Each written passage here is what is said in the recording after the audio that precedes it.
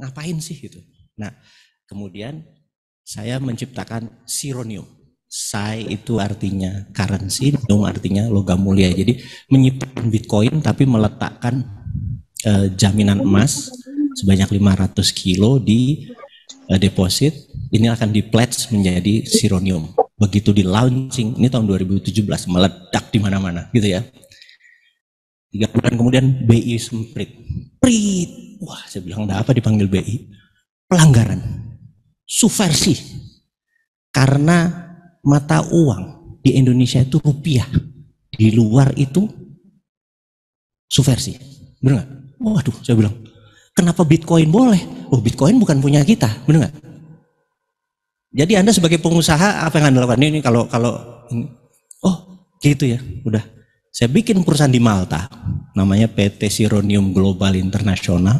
Saya akuisisi 100% perusahaan yang di Indonesia, saya tarik keluar, jadi perusahaannya jadi global, bener nggak?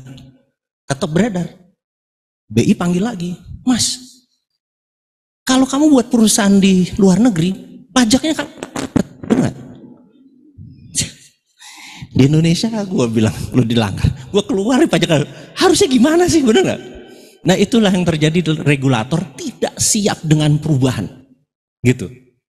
Sekarang kripto, Anda masih apa tuh kripto? Cucu derivatnya, anaknya kripto yang nanya NFT, bener nggak? Udah muncul. Anda bilang ini benda apa lagi, bener nggak? Too fast, Anda bisnis itu tumbuh banget cepat. Nah, balik lagi kita ke masalah HRD. Sehingga behavior manusia itu berbeda. Anda bisa lihat mereka yang umur 25 tahun ke bawah, itu mereka orang yang tidak pandai sosial, apa ya namanya ya, kan mereka bisa tambis kan, tahu tambis, generasi jempol, apa-apa jempol, itu mereka tidak pandai dengan human, mendengar, kemudian begitu kita kasih tugas nggak, dia melenting pindah. Anda pernah ngerasakan yang punya pegawai usia 25 tahun ke bawah, benar? Gitu kan? Nah, behavior ini Anda harus pelajari sehingga Anda sebagai HRD nanti masuknya toolnya menjadi faham. Nomor 1, kita tahu bahwa 80% pegawai kita pasti umurnya milenial, antara 25 sampai 43, setuju ya? 80%.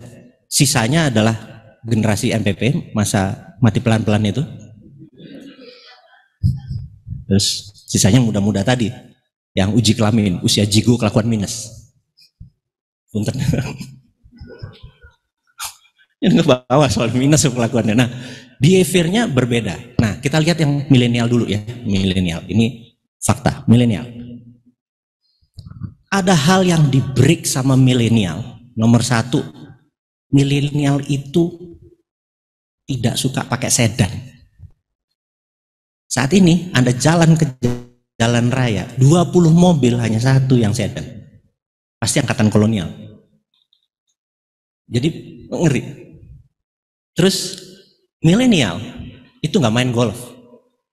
Viewer golf itu dari tahun 2011 yang waktu itu penontonnya tertinggi, saat ini hari ini hanya 25%. Drop gitu. Mereka game mainnya. Behavior itu berubah. Terus milenial itu membunuh sabun batangan. Karena mereka mandinya sabun cairan. Jadi bisa dibayangkan behavior berubah itu, dan nanti hari kan merubah banyak hal.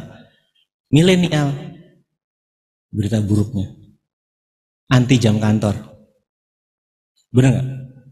Milenial kill offices di seluruh dunia, ini bukan di Indonesia doang. Office di seluruh dunia tinggal separuh, itu belum gara-gara COVID loh. Milenial kill meeting room, benar nggak? Ini anda boleh lihat, kalau diajak milenial meeting, mereka nggak suka sama sekali sebenarnya. Apalagi meetingnya pakai PowerPoint. Mulai ngeh nih. Mereka anti yang pendahuluan, kata pengantar, masalah, bener nggak? Gila, udah kayak skripsi pak, bener nggak? Milenial one page presentasinya. Nah, bisa dibayangkan sementara pemimpin Anda semuanya kolonial semua, di atas 40 umurnya, bener nggak? Suka banget meeting gitu loh. Kalau perlu meetingnya di Bandung gitu kan, dari Jakarta. Ya itu. Nah, itu Anda tahu. Nah, zilenial lain lagi.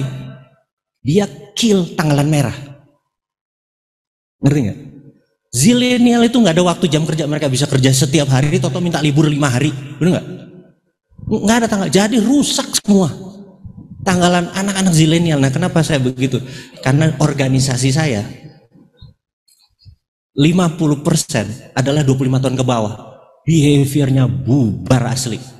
Bener-bener HRD bener-bener harus adjust gitu. Nah, sewaktu meeting Zoom sama mereka, Zoomnya bukan rapi begini. Tahu nggak Zoom sama mereka? Anda pernah punya tim di Bandung 5 tahun. Kalau rule Zoomnya nyala, mereka nanti makan bubur lah. Mereka ini pokoknya nyala aja itunya. Mereka ambil jalan-jalan. Bisa Anda bayangin?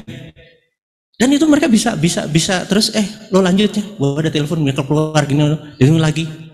Ngerti nggak betapa behaviornya kan? Kalau kita masih santun berdiri, kalau perlu pakai jas walaupun bawahnya kolor, bener nggak? Mereka enggak. Saya bilang kalau lagi Zoom mereka, gila ya anak zilenial ini berbeda. Nah,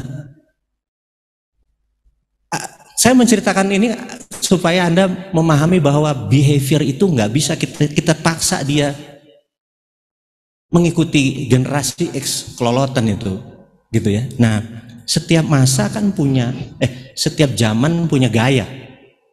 Jadi virtual kekuatan digitalnya Anda harus manfaatin maksimum adalah satu dengan psychological kejiwaannya dia, gitu ya. Itu note yang saya mau Anda punya ini, bahwa anak zilenial 25 tahun ke bawah, 25 sampai 40 ke atas itu berbeda, gitu. Jadi di organisasi saya kami anti presentasi pakai PowerPoint lebih dari 1 pages. Jadi cuma 1 pages presentation, gitu. Anda harus diajarin benar-benar poin-poinnya aja one pages presentation gitu. Dan meeting yang paling lama melalui Zoom ini sekali kan paling banyak kan sekarang work from everywhere, bukan work from home lagi.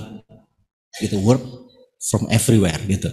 Nah, dengan work from everywhere ini kita harus ada code of conduct bahwa meeting tidak boleh lebih dari 30 menit. Dan meetingnya harus ada konklusi saat itu juga. Dan kekuatan meeting bukan diskusi. Kalau diskusi jumpa darat, meeting hanya sharing informasi. Jujur, kalau Anda saat ini, Anda boleh cek di dunia Zoom pada saat Anda meeting, Anda ada masalah dengan pemahaman mereka, benar nggak? Ya kan? Nah, saya mau izin, siapa kantornya yang masih banyak work from home? Berarti udah mulai masuk, benar nggak? Udah mulai masuk. Nah, sebentar lagi Omikron akan sampai pada puncaknya. Sekedar informasi saja nih, ngelompat sebentar. Sebuah perjalanan kehidupan saya cukup panjang selama 18 tahun. Saya adalah berada di dunia shadow. Setiap hari Rabu saya adalah pegawai negeri dulu sampai 2018. Sedikit dari orang di Indonesia yang bekerja sebagai intelijen di bidang ekonomi. Jadi di komunitas itu saya masih, di seluruh dunia saya masih. Nah, yang saya mau ceritakan adalah Omikron. Jadi Omikron itu tidak deadly. Jadi hanya 0,6%. Jadi rendah sekali, dari 1000 orang hanya 6 yang jadi tidak deadly. Hampir sama flu, bahkan 0,9, lebih rendah lagi. Tapi dia cepat spread.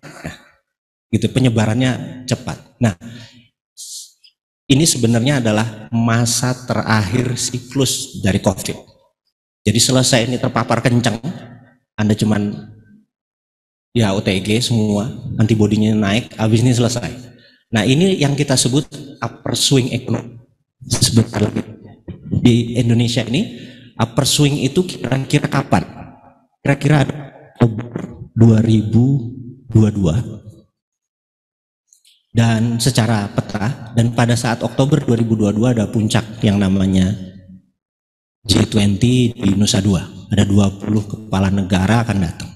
Setelah itu ekonomi take off lagi. Jadi saya sarankan Anda kalau punya organisasi bisnis sekarang gaspol.